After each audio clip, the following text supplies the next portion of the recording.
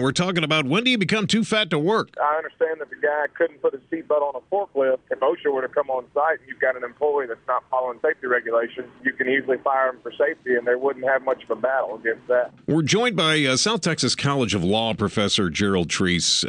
Jerry, welcome back to Houston's Morning News. Thanks for coming on with us. You bet, and welcome to you. Let me ask you this. You got a 600-pound guy, 680. He cannot get on the forklift that he's supposed to operate.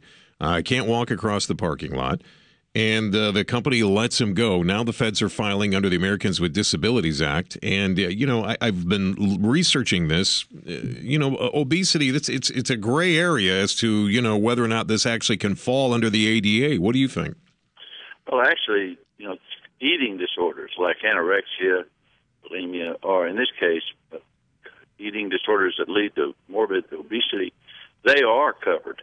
The real question in the case is that if, in fact, this man couldn't do these things, then the company does not have to retain him.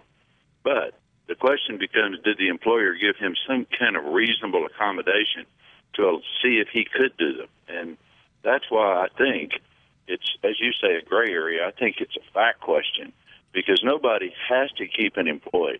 If it's a person has epilepsy or they're blind or whatever the disability is, the law doesn't require the employer to keep that person in a position.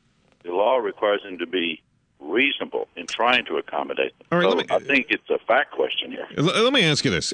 I'm a recovering alcoholic. I've made no secret of that. But if I was active, and that is covered. Alcoholism is covered. Right. So, but if I was actively drinking, if I say to my employer here at KTRH, hey, I'm a recovering alcoholic, but I leave here every day and I'm drinking, or I'm drinking before I come in. I mean, do they not have the right to say, you know what, Matt, you may be a recovering alcoholic, but as long as you're not sober, trying to stay sober, we can't have you employed here? You've said the law precisely correctly.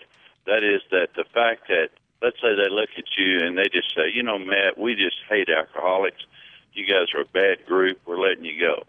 They can't do that. Right. On the other hand, the fact that if it impairs your job performance, that means that after a reasonable accommodation, you could not do the job. They can let you go, but they can't let you go because of your condition.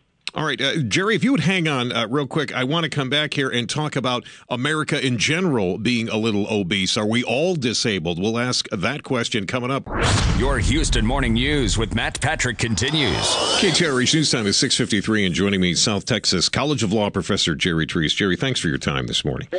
Hey, listen, all right, so according to Michelle Obama and the federal government, about two-thirds of us are fat, obese, we're overweight. Are we on a slippery slope here? I mean, could we all not tell our employers that we're disabled? Well, and see, the argument is certainly you could, but it's not a medical condition. It's not the type of thing that if I'm 25, 30 pounds overweight, then I think the law says get thee to the gymnasium and get away from the cheeseburger. Get thee to the gymnasium. Morbid obesity, that's a great point, though, because these eating disorders, and being from West Texas like I am, I tended, when I first studied these laws years ago, I tended to think that, look, it's a question of self-discipline. Just, this is silly. But then the more we looked into the cases, you begin to see people like this fellow who are over 650 pounds, and so many young ladies who have anorexia. It's classified as something that even with medical treatment, you may not be able to solve this problem. It may be a mental problem. Right. So certainly, just because a person is overweight, that's not a disability. Morbid obesity, it's sort of like you talk about casual drinking versus being an alcoholic. Right. It's all a question of degree. The thing I was impressed about in researching this thing yesterday was the fact that you've got the EEOC itself involved instead of the usual type of ADA cases, which are brought by a private lawyer. Jerry, so I have a feeling they're going to get this thing resolved because if they fired him again, as you said correctly, Matt, if they fired him just because they didn't want a fat guy around and because he was grossing people out because of his size, can't do it. If they literally did fire him after trying to work with him and he could not perform the job, the law does not say you have to keep a person on the payroll who, because of their impairment, simply can't perform the job or does it in a very, very bad way. Jerry, I got to run. Thank you for your time. As always, South Texas College of Law professor Jerry Treece.